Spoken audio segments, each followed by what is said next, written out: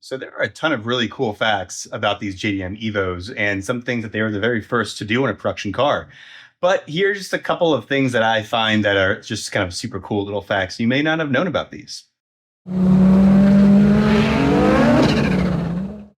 Did you know the Evo has an adjustable wing from the factory? And it's not just plastic, it's aluminum. And look at that. You can go from normal to full battle spec with multiple adjustments in between. Oh, that.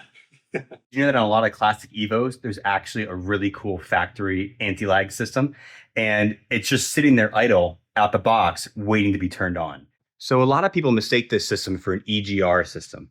It starts looking at this strange pipe right here. Really obvious. You'll see it mostly on the JDM cars, but what it does is this pipe right here travels to this valve mounted to the side of the valve cover. And if you look where this hose goes, it dumps right in pre-throttle body. The purpose is when the throttle plate closes, all that boost pressure is usually vented out through the blow-off valve.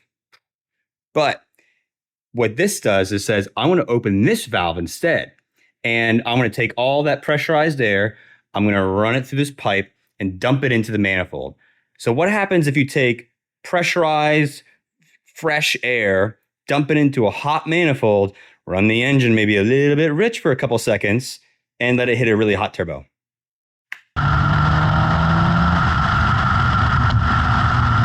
You'll get a factory anti-lag system. And it's awesome that this is here, just sitting here waiting to be activated. Now on the WRC cars, there was some extra spiciness that they had.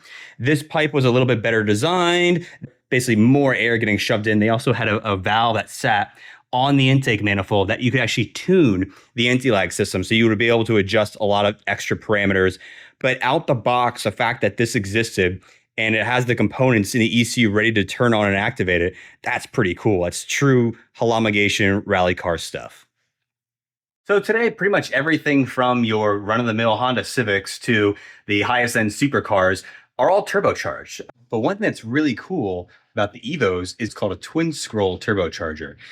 And what makes a twin-scroll turbocharger so different is it separates exhaust pulses from the cylinders into two different channels going into the turbocharger.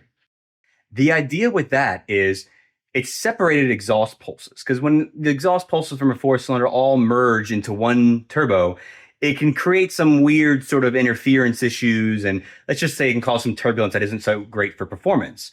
Now, what happens when you separate these pulses? Now you have two cylinders going here and two cylinders going there, both entering the turbo, but entering the turbo in their own little separate spots. This also allows you to do some cool things within the turbocharger itself. As you can see here in this image, it can even change where those two different streams are impacting that blade. And it also can change the geometry of those two streams inside the compressor housing as well. You can see one smaller than the other. All these little tunes and tweaks and changes can drastically change the performance of the turbocharger all across the RPM band. That twin scroll, as it's called, design actually leads to a more efficient flow. It helps create spool down low, and it's just a wild piece of tech to have on a car that's as old as this. So twin scroll turbos. Another cool fact about the Evos is what's called Active Yaw Control. And what this is a hydraulically operated rear differential. It first appeared on the Evo 4, the one before this one, but the same chassis. And it was actually the first production passenger car that used a hydraulically operated rear differential right here from Mitsubishi. What that AYC does is it's able to split torque between the left and the right side of the car. That allows it to actually control, the yaw, which is kind of the rotation motion of the vehicle. And it's doing that by sampling all these factors to try to control the car multiple times per second, adjusting this rear pump to change the torque between the left and right side of the car.